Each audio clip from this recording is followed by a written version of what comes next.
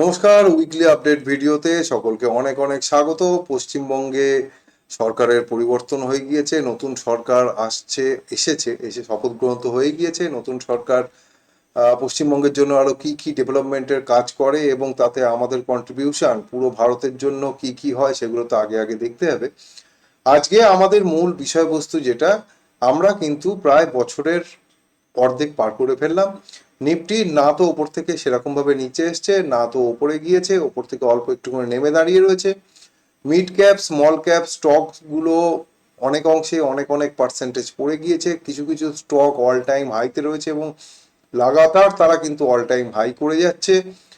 এবং এই রকম একটা সিচুয়েশনে দাঁড়িয়ে আমাদের যে দিকটায় লক্ষ্য রাখতে হবে, সামনের দিনে আমরা এখান থেকে কিভাবে প্রফিট বের করে আনতে পারবো এবং কোন কোন স্টক এবং কোন কোন সেক্টর কিন্তু দুর্দান্ত পারফর্ম করতে চলেছে আগামী দিনে, এটাই আমাদের লক্ষ্যের বিষয়। কিন্তু একটা জিনিস যেটা আমাদেরকে মাথায় রাখতে হবে সেটা হচ্ছে খুবই সিলেক্টিভ স্টক এই 2026 সালে কিন্তু ভালো পারফর্ম করবে।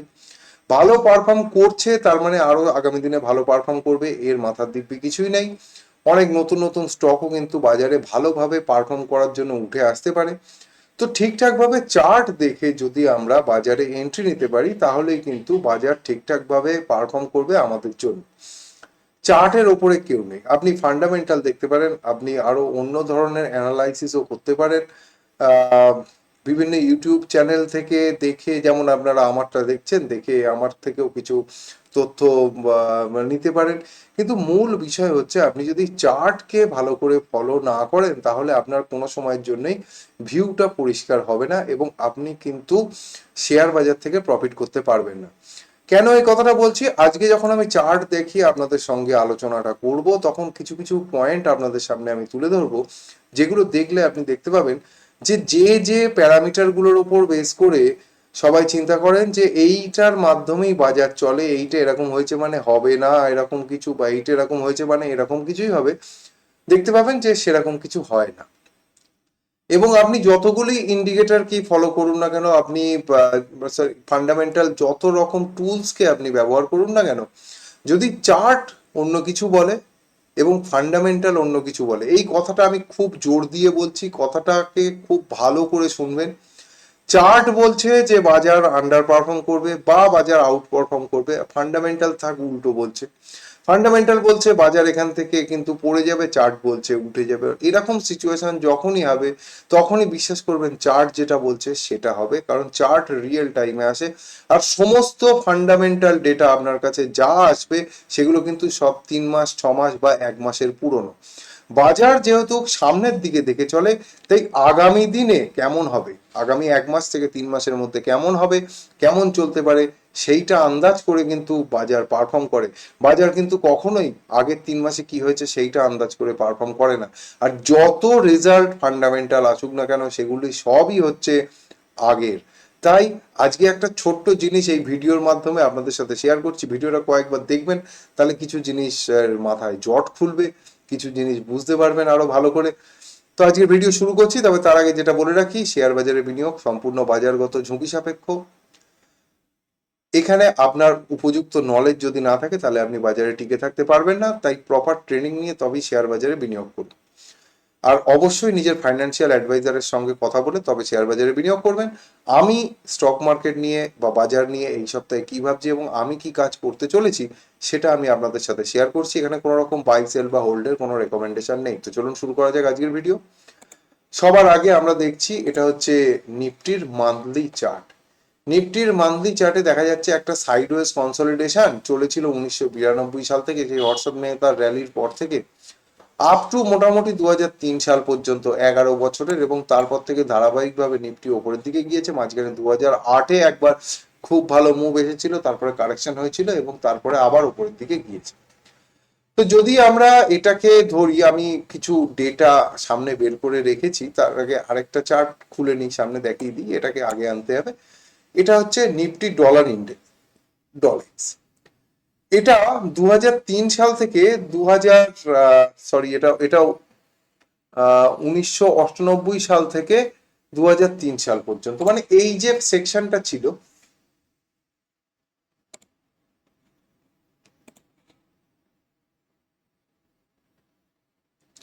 এই হচ্ছে 1998 সাল।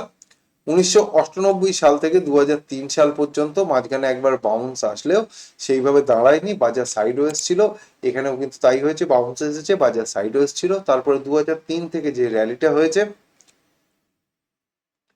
তিনের লোটা ছিল 691,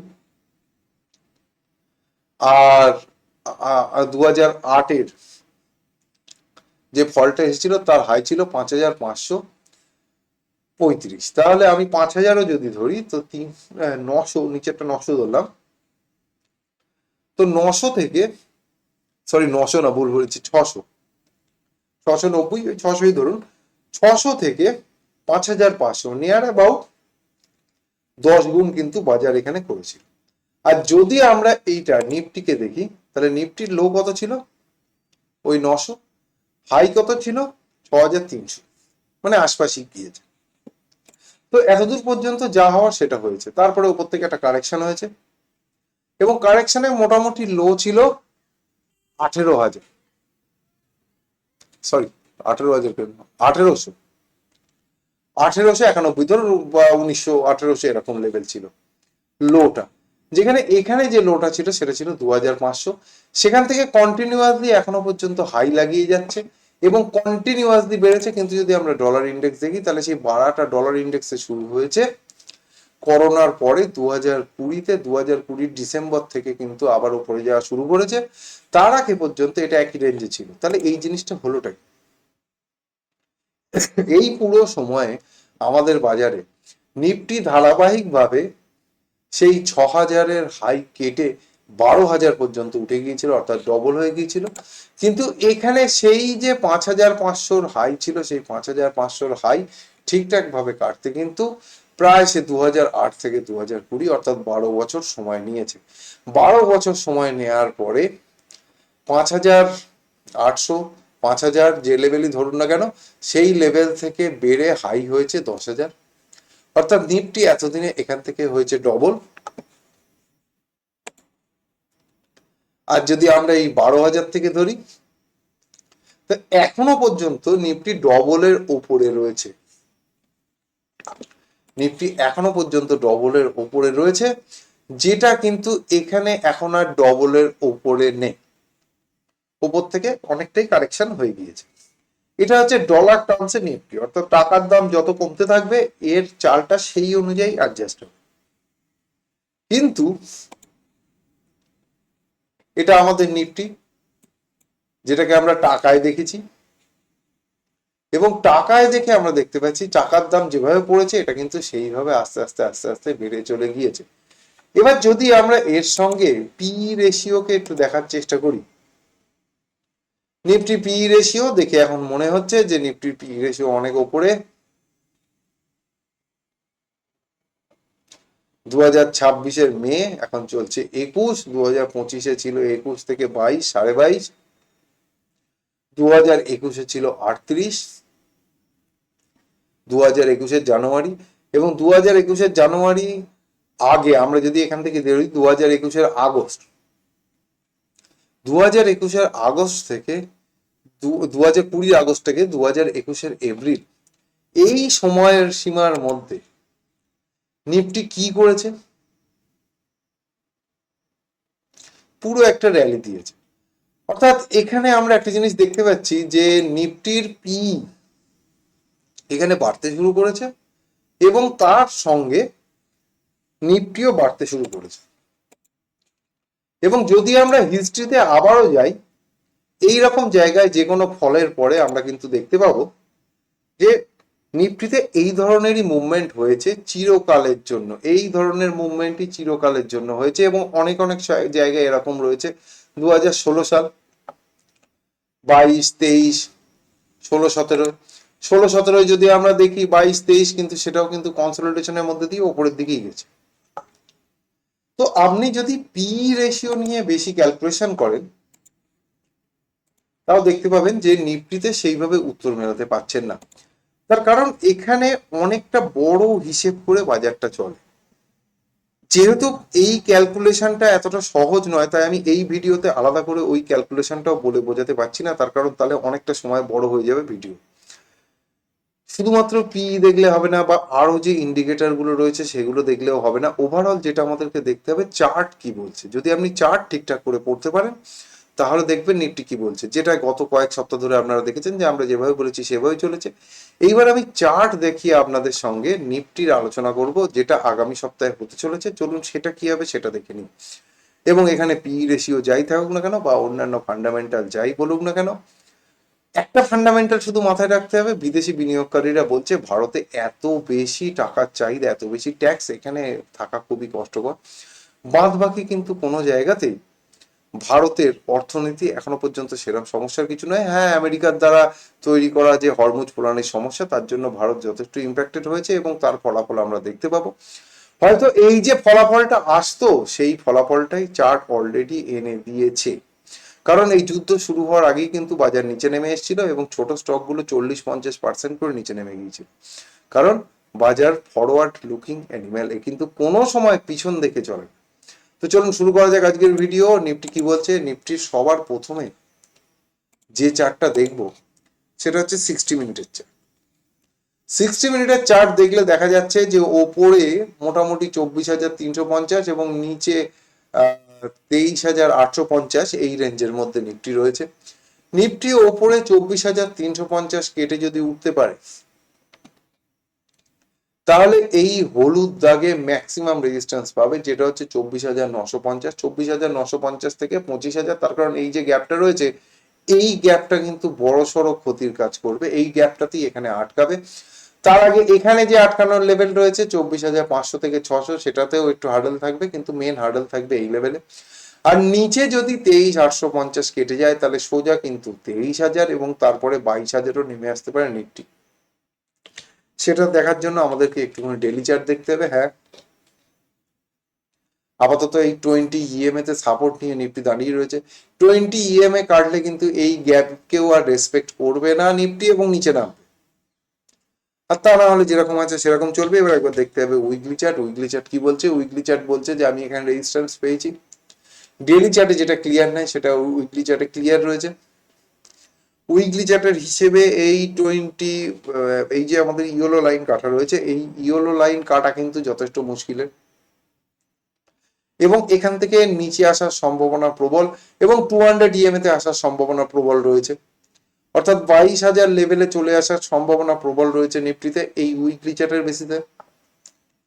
এই উইকলি চার্টকে ভালো করতে গেলে অবশ্যই 24,600-র ওপরে সাস্টেন করে 24,950 কেটে ওপরে উঠে দাঁড়িয়ে থাকতে হবে। ইয়েলো লাইনের নিচে যতক্ষণ নিফটি রয়েছে, নিফটিতে কিন্তু চাপ হয়েই থাকবে এবং নিফটি নিচের দিকে ঝুল থাকবে। সেক্ষেত্রে Nifty sideways to down trend থাকবে। ইয়েলো লাইনের ওপরে উঠলেই তখন আপ ট্রেন্ডের সম্ভাবনা হবে, তার আগে পর্যন্ত সাইডওয়েজ টু ডাউন ট্রেন্ড থাকবে। তো চার্ট যদি বলে, যদি 60 মিনিটের চার্ট এটা বলে দেয় যে আমি ওপরের দিকে যাচ্ছি, তাহলে আমাদের ওপরের দিকে গিয়ে কাজ করতে হবে, এবং সেক্ষেত্রে এখানে রেজিস্ট্যান্স, এখানে প্রফিট বুক করতে হবে, তারপরে উপরেরটা উপরে চিন্তা করা যাবে। আর যদি নিচে এইটা কাটে, তাহলে যে গ্যাপটা বললাম সেই গ্যাপটাকে কিন্তু রাখবে না, তখন আবার নিচে চলে আসবে, তখন সেই মতো করে কাজ করতে হবে। এবার আমাদেরকে দেখতে হবে নিফটি ব্যাংক। নিফটি ব্যাংকও এখানে যে গ্যাপটা তৈরি করেছিল, সেই গ্যাপটাকে রক্ষা করার আপ্রাণ চেষ্টা করছে, এবং এই সপ্তাহে শেষ দিনে কিন্তু এই 20 EMA কেটে আপাতত ক্লোজ দিয়েছে। উইকলি চার্টটা একবার দেখার দরকার হয়েছে। উইকলি চার্টও উইকলি 20 EMA তে ধাক্কা খেয়ে এখানে দাঁড়িয়েছে। একেও কাটতে গেলে প্রাইমারি ভাবে 56,700-র এই লেভেলকে কেটে ওপরে যেতে হবে, এবং এই ইয়েলো লাইন কেটে ওপরে না যাওয়া পর্যন্ত কিন্তু নিফটি ব্যাংক ওপরের দিকে যাবে না। নিফটি ব্যাংকের উইকলি চার্টের RSI ও 50-এর নিচে রয়েছে, তো সাইডওয়েজ টু ডাউন ট্রেন্ড থাকবে, এবং সেক্ষেত্রে কিন্তু এও এই সাদা দাগ থেকে এই আমাদের 20 EMA উইকলি চার্টে নেমে আসতে পারে। সাইডওয়েজ টু ডাউন ট্রেন্ড থাকবে। কতক্ষণ থাকবে? যতক্ষণ না ইউরো লাইন কেটে ওপরে যাচ্ছে। মূল সমস্যা এখানে ছিল, সেখানেই আছে। উইকলি চার্টে এখনো পর্যন্ত কোনো কিছু ঠান্ডা হয়েছে এরকম মনে হচ্ছে না। সামনের সপ্তাহে আবারও উঠতে পারে, এবং ধীরে ধীরে ধীরে ধীরে ইউএসডি আইএনআর 100-র দিকে যাওয়ার পূর্ণ সম্ভাবনা দেখা যাচ্ছে, যেমনটা কয়েক সপ্তাহ ধরে দেখছি। প্রাইমারি ইম্প্যাক্টে যত এটা উইক হবে, তত আমাদের বাজারের একটু দুর্বল হবে, কিন্তু সেকেন্ডারি মার্কেটে সেকেন্ডারি ইম্প্যাক্ট যেটা হবে সেটা হচ্ছে এর অনুযায়ী অ্যাডজাস্ট করে, টাকার দাম অ্যাডজাস্ট করে নিফটি কিন্তু ওখানে উঠে চলে যাবে, সেটাও হবে। তবে হ্যাঁ, ডি ডলারাইজেশন যখনই হবে, তার ইম্প্যাক্ট কিন্তু সম্পূর্ণ অন্যভাবে কাজ করবে, এবং তখনকার নিফটির হিসেবটা অন্যভাবে হবে। আপাতত পর্যন্ত যেহেতু সারা বিশ্ব ডলার দেখেই চলে, তাই ডলার ইন্ডেক্স এবং বিদেশি বিনিয়োগকারীরা এখনো আমাদের বাজারে যথেষ্ট বড়সড় পজিশন রেখে দেওয়ার জন্য আমাদের এই হিসেবটা মাথায় রাখতে। ইন্ডিয়া ভিক্স আপাতত ডেইলি চার্টে ওপরের রেঞ্জ আপাতত যেটা তৈরি করে দিল সেটা হচ্ছে 19, এবং নিচের রেঞ্জ 14 থেকে 19, এই রেঞ্জের মধ্যে ইন্ডিয়া ভিক্স থাকবে। উইকলি চার্টও বলছে নিচের দিকে আসবো, সেই একই 19 থেকে 14 এই রেঞ্জে উইকলি চার্টেও কিন্তু ইন্ডিয়া ভিক্স বলে দিচ্ছে। গোল্ড এখনো পর্যন্ত সেই একই জায়গায় রয়েছে যেখানে গত সপ্তাহে ছিল, সুতরাং এখানে নতুন করে বলার আর কিছুই নেই। এমনকি সিলভারও সেই একই জায়গায় রয়েছে যেখানে গত সপ্তাহে ছিল। সিলভার একটু মাথা তুলে দাঁড়ানোর চেষ্টা করছে এই হলুদ দাগের ওপরে, কিন্তু যতক্ষণ না ডিসাইসিভ কোনো ব্রেকআউট হচ্ছে ততক্ষণ ওপরের দিকে যাবে এটা বলা যায় না। এখান থেকে সামনের সপ্তাহে আবার একটুখানি নিচে আসতে পারে, বা ওপরে গেলেও এইখানে রেজিস্ট্যান্স কিন্তু পেয়ে যাবে 2,83,000। এটা একটা বড় লেভেল থাকবে সিলভারের ক্ষেত্রে, যদিও সিলভারের ডেলি চার্টের আরএসআই কিন্তু তুলনামূলক অনেক ভালো, যেটা গোল্ডের না। গোল্ডের থেকে সিলভারের ডেলি চার্টের আরএসআই অনেক ভালো। ক্রুড যেন দেখে মনে হচ্ছে এখানে গড়বড় হবে, কারণ আরএসআই বলছে এখান থেকে নামতে পারে। উইকলি চার্টটা অবিলম্বে দেখার প্রয়োজন হয়ে পড়েছে ক্রুডের ক্ষেত্রে। এখানে এই যে উল্টো পাল্টায় একা বেঁকা স্যান্ডউইচ বানিয়েছে এবং আরএসআই যেভাবে এখানে অ্যাভারেজে ধাক্কা খেয়ে নিচে নামছে, তাতে মনে হচ্ছে যে ক্রুডের দাম হয়তো নামলেও নামতে পারে। আপাতত নিচে প্রাইমারি সাপোর্ট 7,700, সেটা কেটে গেলে তারপরে কিন্তু 6,700। 1,000 পয়েন্টের কারেকশন ইনস্ট্যান্টলি আসবে, 7,700 কেটে গেলে কিন্তু সোজা 6,700-তে চলে আসবে। ক্রুড আপাতত সেই জায়গাতেই রয়েছে। Natural gas as it is তেমন কিছু করে উঠতে পারেনি, তেমন কিছু শক্তি দেখাতে পারছে না। এইভাবেই আপাতত চলবে যতদিন না কোনো বড়সড় মুভ আসবে, এবং যেভাবে এইভাবে মুভ এসে আবার ভেঙে পড়ছে, তাতে ন্যাচারাল গ্যাসের ভবিষ্যতেও যথেষ্ট সমস্যা হয়তো হতে পারে। বিশ্বের অষ্টম আশ্চর্য এখনো পর্যন্ত উঠে চলেছে সুন্দরভাবে, এবং ডেইলি চার্ট আবার একটু দুর্বল হয়েছে ঠিকই, কিন্তু উইকলি চার্টে সেরকম কিছুই দেখা যাচ্ছে না। উইকলি চার্টে এই ধরনের যে প্যাটার্ন তৈরি হয়েছে, যদি ওপরে খুলে সাস্টেন করে যায় তাহলে উইকলি চার্টে কিন্তু এরকম বড় ছোট একটা ক্যান্ডেল দিয়ে বেরিয়ে চলে যাবে, নয়তো আরো 1-2 সপ্তাহ সাইডওয়েজ থাকতে পারে। আর নিচের জন্য খুব বড় সাপোর্ট আপাতত 48,000-এ থাকবে। নাসড্যাক তো কোনো কথাই শুনছে না, ওই হাট কে কোথায় আছি আমি আমার মতো, এ কারোর কথা শোনে না, মানে না মানা যুগে চলছে। তো ভালো কথা, এর আরএসআই দেখুন, এত বড় ইন্ডেক্সের একটা আরএসআই ডেইলি চার্টে 82 এর ওপরে রয়েছে, উইকলি চার্টে 74 এর ওপরে রয়েছে। 1-2 সপ্তাহের মধ্যে একটা কারেকশন হবে এটা আশা করা যায়। তো এখানে 1-2 সপ্তাহের মধ্যে একটা কারেকশন হবে। ডাউ জোন্স যদি সাইডওয়েজ খুলে টিকে যায় তাহলে সাইডওয়েজ টু ডাউন ট্রেন্ড থাকবে। আর আমাদের বাজার আপাতত রেঞ্জের যেদিকে যাবে সেই দিকে একটা মুভ দেবে, এবং মুভের লেভেলটা ওইটার নিচে আপাতত যে জায়গাটা গ্যাপ ছিল ওই জায়গাটা একটা সাপোর্টের কাজ করবে। গ্যাপ কাটলে কিন্তু আবার 22,000-এর আশপাশে চলে আসার সম্পূর্ণ সম্ভাবনা নিফটিতে রয়েছে। আর ওপরে কিন্তু 24,950-এ ম্যাসিভ রেজিস্ট্যান্স পাবে, আপনি 25,000-ই ধরে নিন। 25,000-এর ওপরে আবার যখন সাস্টেন করবে সেই সময় আবারও বাজার ওপরের দিকে ঠিকঠাক করে মুভ করবে। যতক্ষণ না সেটা হচ্ছে ততক্ষণ পর্যন্ত আমাদের ওই সাইডওয়েজ জোনের মধ্যেই থাকতে হবে, এবং তার মধ্যে স্টকের মতো চলবে। স্টকগুলো ঠিকঠাকভাবে মুভ করবে, সুন্দরভাবে ওপরের দিকে যাবে। শুধু একটা কথা মাথায় রাখতে হবে যে আপনার স্টক সিলেকশন ঠিক আছে। এই বাজারের মধ্যেও কিন্তু একটা স্টকের উদাহরণ আমি দিই,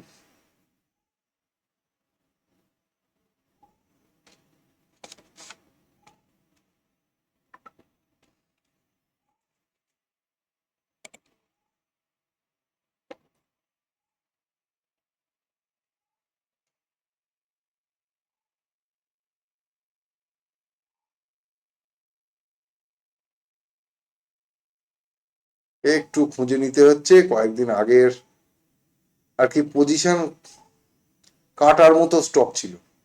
স্টকটা 4-5 মাসের মধ্যে, হ্যাঁ, স্টকটা 4-5 মাসের মধ্যে 100% প্রফিট দিয়ে দিয়েছে।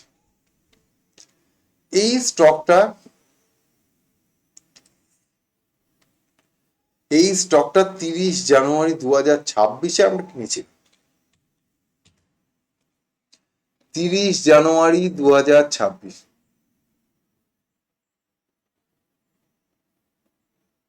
এই দিনকে যখন এখানে কেটেছিল 30 জানুয়ারি 2026 এই স্টকটা কিনেছিলাম। স্টকটার ওই দিনকে হাই ছিল 3046। তো আমরা একটু করে নিচের দিকে কিনেছিলাম, ছোট্ট স্টপ লস রেখেছিলাম, ছোট্ট স্টপ লস 2700 স্টপ লস রেখে কেনা হয়েছিল। স্টকটা কিন্তু ইতিমধ্যে 6900 টাচ করে এসছে, এখন 6470 রয়েছে। তো যখন বাজার ঠিকঠাক করে পারফর্ম করছে না, এইরকম সিচুয়েশনে স্টক কিন্তু 100% পারফর্ম করেছে। আমি কি দেখে নিয়েছিলাম, কোম্পানি এসে আমাকে তো কানে কানে বলে যায়নি যে এইটা দেখে নিতে হবে, এইটা করতে হবে। আমি শুধুমাত্র চার্ট দেখেছিলাম, চার্ট দেখে দেখেছিলাম যে এই যে হাইটা কাটছে, মোটামুটি সেই 2022 সাল থেকে 2026 সালে এসে হাইটা কাটছে 4 বছরের। এই হাই কাটলে সহজে দাঁড়াবে না, এ কিন্তু খুব দ্রুত গতিতে যাবে, এবং তাই হয়েছে। এবং যদি এ 6900 কাটতে পারে, তাহলে ফিবোনাকি বলছে 8800 পর্যন্ত নিয়ে চলে যাবে। দেখা যাক সেটা করে কিনা, করলে ভালো, না করলে না করলো। আমাদের তো ছোট্ট করে 100% প্রফিট হয়ে গিয়েছে, এখানে আর দুঃখ করার কিছু নেই। 4-5 মাসে 100% প্রফিট মানে গরু পাচার না করে এ প্রফিট করা যায়।